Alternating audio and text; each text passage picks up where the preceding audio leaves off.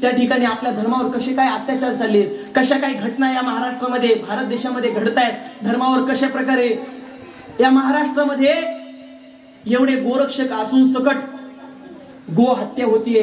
तुम्हाला सांगतो, शेतकरी वर्ग आहे नियुक्तीच्या ठिकाणी, शेतकरी वर्ग आहे, तुम्हाला माझी हात जोडून विनंती आहे, आपण गोमाता जरी विकली नसेल तर तुम्ही प्रत्येकानं कीर्तनात बसलेल्या प्रत्येक व्यक्तीनं एक आंदोलन तरी फाटकाला विकला असेल. विकलाय का नाही खरं सांगा? काय मिळतं? 500 रुपये मिळते. भिकारी आहे काय आपण? 2 लिटर दूध पाजू शकत नाही आंदोल्याला?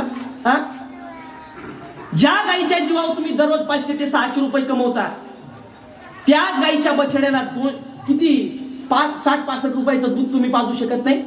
लाजिंद्रीवाणी गोष्ट आहे, लाजवणारी गोष्ट आहे. तुम्हाला एक सांगतो, आपल्या गायांच्या मांसांचे पैसे वेगळे आहेत बरं का, हाडाचे पैसे वेगळे आहेत, कातड्याचे पैसे वेगळे आहेत. हाडाचे पैसे खाटकाला ठेवत नाही, मशिदीमध्ये जमा करतोय. या कीर्तनात सांगायच्या गोष्टी नाहीत, तुम्हाला सांगावे लागतात. का? हिंदू झोपलाय ना सर्व धर्म समभावाच्या गोदडीत. काळाची फार गरज आहे. मशिदीमध्ये जमा केले जाते ते पैसे आणि त्याच पैशांवरून इनाम ठरवला जातो. जो कोणी ब्राह्मणाची मुलगी पटवेल त्याला 10 लाख रुपये बक्षीस, जो कोणी मराठ्याची मुलगी पटवेल त्याला 7 लाख रुपये बक्षीस, जो कोणी हिंदूंची मुलगी पळून आणेल. मुलींनो, आज तुम्ही ज्या वरच्या सौंदर्यावर भाळताय ना, 100 रुपयाच्या कॉफीवर जाऊ नका. ते 100 रुपयाची कॉफी आमच्या शेतकरी मराठ्याचं आपल्या हिंदूचं पोरग कुठून आणणार आहे 100 रुपये कॉफी पाजायला मुलीला? त्या पोरांना मशिदीमधून पैसे येतात का? याचं एकमेव कारण आहे, आपण 500 रुपयाच्या लोभापुटी गायी विकतो. 500 रुपयाला तो आंदोलन विकतात. आज 2-3 दिवसाचा बछडा कापायला किती लाजिंद्रीवाणी गोष्ट आहे. आपल्या धर्मात तरी एवढी हिंसा व्हायला नको होती. या महाराष्ट्रामध्ये ज्या ठिकाणी संतांची ज्ञानोबा आहे, तुकोबा आहे, या ठिकाणी मातीत ज्ञानोबा तुकोबा भजन करते, त्याच मातीमध्ये जर गोमातेचं जर रक्त सांडत असेल ना, विध्वंस झाल्याशिवाय राहणार नाही. म्हणून नेप्तीकर, माझी प्रार्थना आहे, जर आपली आई पण नसेल ना आंतुल्या सांभाळायची, एखाद्या गोशाळेत निघून घाला, 500 रुपयाची पावती फाडा. आम्ही भिकारी झालो नाही 500 रुपये वाचून. तुम्हाला सर्वांना विनंती आहे, आपल्या मुलींना धर्माचं तत्वज्ञान पाजाळा, गो हत्या थांबवा, आपल्या मुलांना धर्माचं तत्वज्ञान पाजाळा, एवढीच मी विनंती आजच्या कीर्तनामधून करतो. नाही जरी तुम्हाला समर्थ कळला असेल आजच्या कीर्तनामधून, आज जरी तुम्हाला माझ्या कीर्तनातून दाता कळला नसेल तर नका कळून देऊ. लगेच तुम्ही घरी गेल्याच्या नंतर माझं कीर्तन ऐकल्याच्या नंतर, आतापर्यंत या निप्ती गावानं 500-600 कीर्तनकार वाट लावले, मी कुठला पडलो माळा जपून घेणारा तुमच्याकडून? पण मी तुमच्याकडून हनुमान चालीसा ओढून घेण्याची ताकद माझ्याकडे आहे.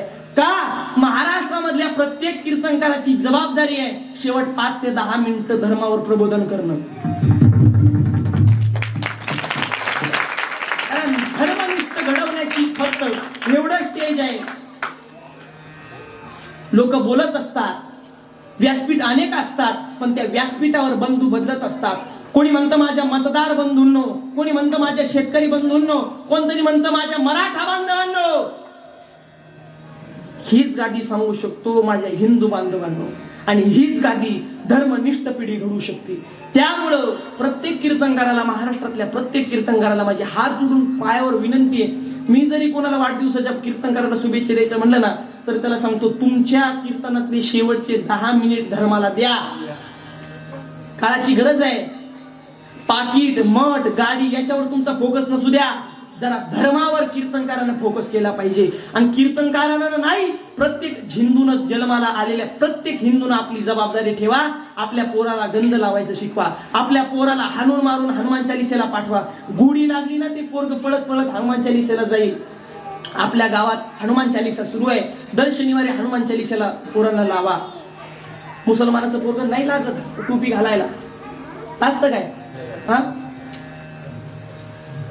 आणि आमच्या पोराला जर म्हणलं ना टाळ घे, काय येड्याचे धंदे लावले राव तुम्ही? काय येड्यात काढिता? येड्यात काढायचे काम आहे. ह्या परंपरेमुळे तुमचा धर्म जिवंत आहे. वारकरी संप्रदायाच्या अधिष्ठानावर हिंदू धर्म जिवंत आहे, हे मी कीर्तनातून. म्हणून माझे बाप जनतेला विनंती आहे, या ठिकाणी आपल्या मुलांना गंध लावायला शिकवा, हनुमान चालीसेला पाठवा. मी वेळोवेळी परत परत का सांगतोय, तुमच्या मनावर प्रभाव पडावा म्हणून.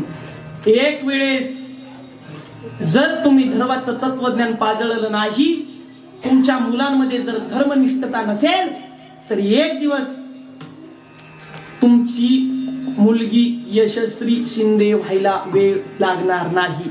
म्हणून सर्वांना विनंती आहे, माझं कीर्तन नका का समजेना, पण धर्मावर फोकस करत चला, एवढंच या कीर्तनाचा संदेश असेल.